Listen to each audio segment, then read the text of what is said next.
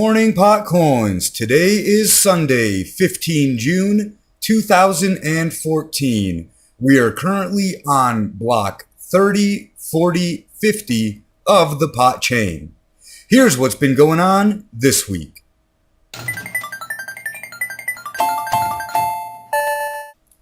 Potcoin has a new, bigger, and better official site, potcoin.com. The site looks clean and organized and has a lot of great features. Too many for me to want to name at this time, so I'm just going to highlight two of them. First is the Media Kit. It's a PDF of the most basic and useful information about Potcoin. It starts with a mission statement, describes what is a Potcoin and how it works, reasons to begin using Potcoin, an intro to who the founders are, and finally, some guidelines about the logo and the usage of it. The other feature I wanted to highlight was the Potcoin Ambassador Program. Anyone can become an ambassador for Potcoin with a few requirements. You must maintain a minimum balance of 100,000 Potcoins.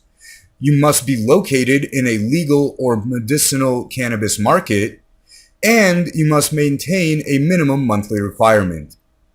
Once approved to be an ambassador, you will receive a merchant kit, media kit, and merchandise needed to help Potcoin develop a presence in your local market. Rewards for ambassadors include $50 worth of Potcoin each for the first 5 merchants you get to accept Potcoin, and $100 worth of Potcoin for every merchant after that.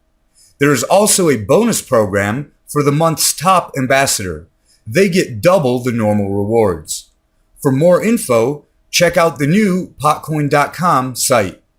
I'm not sure how I feel about the 100,000 Potcoin requirement. From one side, it's a way to make sure only serious Potcoiners apply to become ambassadors.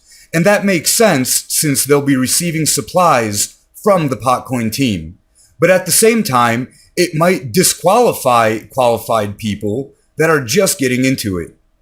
And now with the block reward halved, it's harder to mine that many, and with the price steadily increasing, it's more expensive to buy that many.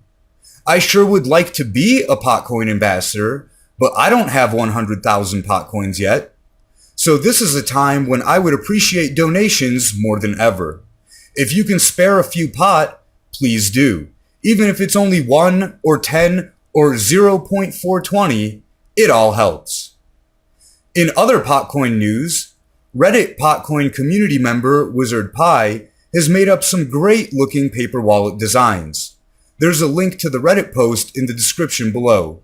The designs are a green digital/circuit block looking design, a Luigi running with coins design, a slick black THC molecule design, and a clean white design.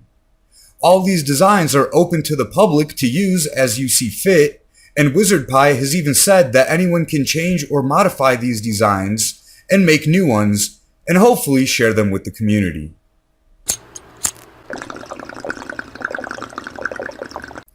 Female Viagra made from pot?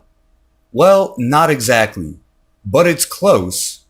Foria is a THC-infused spray specifically designed to aid the female orgasm. I don't have the required hardware to test this claim myself, but it does seem promising. Is there anything this amazing plant can't do? Yes. It can't kill you from an overdose. Other than that, more productive uses are found seemingly every day.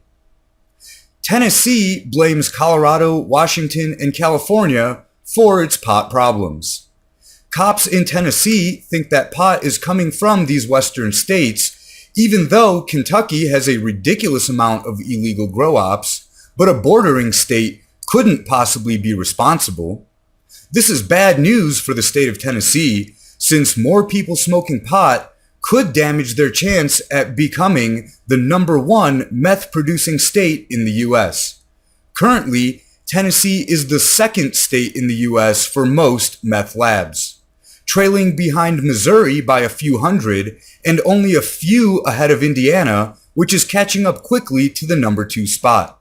Grow ops aren't even explosive, and pot doesn't cause violent rage. Tennessee is obviously a state that wants no part of a safer, non-violent, beneficial drug. If people just start getting stoned all the time, they might not even want to do meth anymore. Good luck, Tennessee. Good luck endangering your residents, and good luck trying to stop them from smoking pot. Cutting the state's funding to clean up the hazmat from meth labs wasn't enough. Maybe they should use the money that they saved to start subsidizing meth labs. Then they should be able to catch up to Missouri in no time.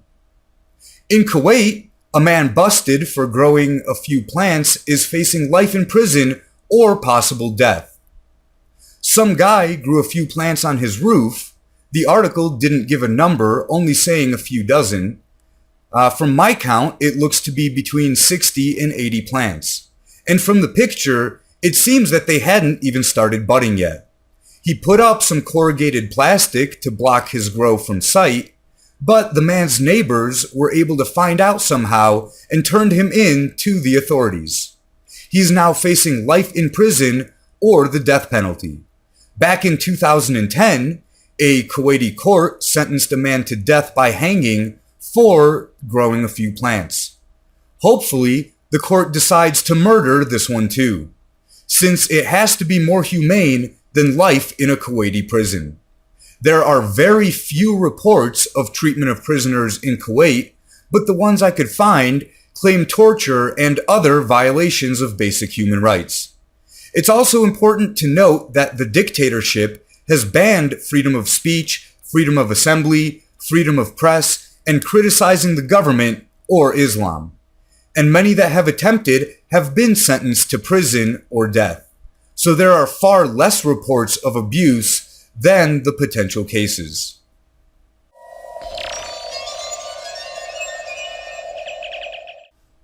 Bitcoin keeps getting more and more mainstream.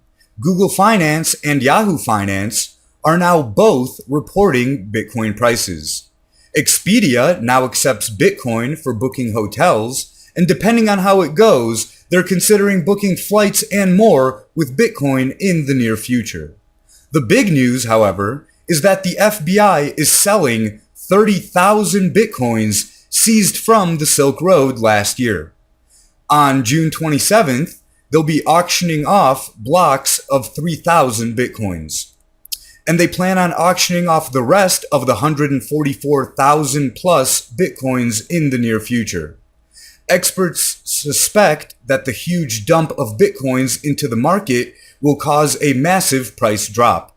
Some think that the market will easily absorb the influx of Bitcoins. Others are looking forward to the drop so they can buy up Bitcoins cheap.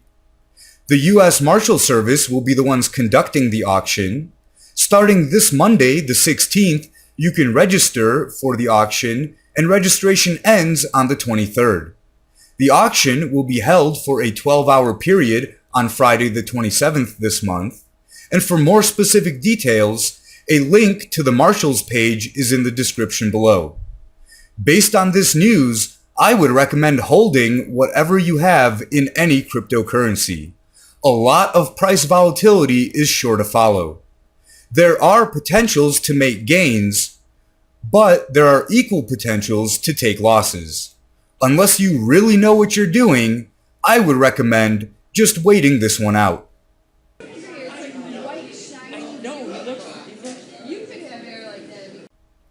This week, I am my own business of the week. In my state, Colorado, I am legally authorized to grow up to 6 plants, although only 3 can be budding at one time. As an individual, I cannot sell any of the pot that I grow, but there are other options. I can give it away for free, or I can trade it for goods and services. For example, I can offer someone 2 grams to mow my lawn, or trade an ounce to someone for their old laptop. Since Potcoin is not recognized as legal tender, I can trade pot for PotCoins. I don't have too much, so don't expect ounces or anything, but I would be willing to trade a few grams at a time. strains that I have to offer include Cotton Candy, Tangerine Kush, Blue Mystic, Blue Monster Hulk, El Alchemista, Critical Sensei Star, and Fruit Spirit. Plus, Iced Grapefruit and Shark Widow coming soon. All of my pot has been cured for a minimum of 3 months. I will not send anything in the mail. This can only be an in-person transaction. If you're in the Denver area or are going to be passing through anytime and want to trade some PotCoins for pot, I'll be happy to help. If anyone is interested, you can email madpotcoins@gmail.com. That's all for this edition of Mad PotCoins. Smoke 'em if you got 'em.